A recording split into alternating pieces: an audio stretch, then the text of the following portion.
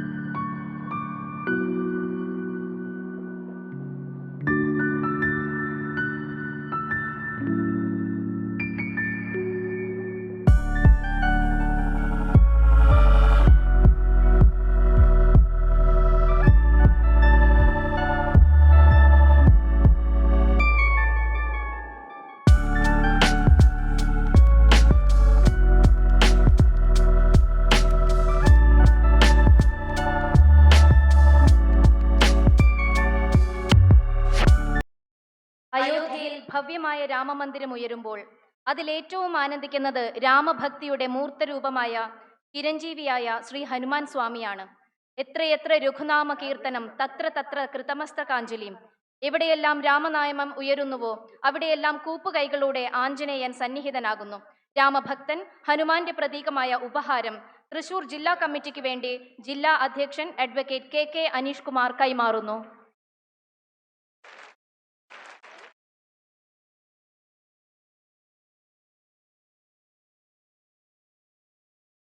ഭാരതത്തിലെ 51 ഗ്രാമങ്ങളിൽ നിന്നും ശേഖരിച്ച മണൽ കൊണ്ട് പ്രധാനമന്ത്രിയുടെ 51 അടി വലുപ്പമുള്ള ചിത്രം രചിച്ച ശ്രീ ബാബു ആ മണൽ ചിത്രത്തിന്റെ രൂപം ശ്രീ മോദിജിക്ക് സമർപ്പിക്കുന്നു.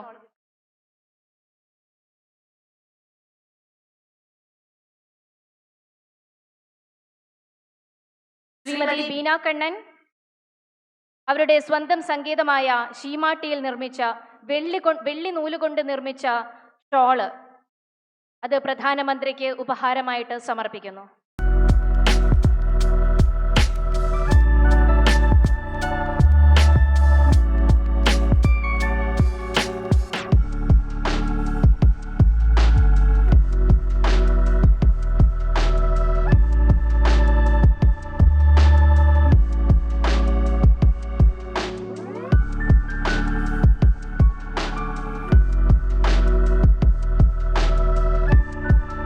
നമ്മളേവരും ആകാംക്ഷയോടെ കാത്തിരുന്ന ആ ധന്യ നിമിഷം എത്തിച്ചേർന്നിരിക്കുകയാണ്.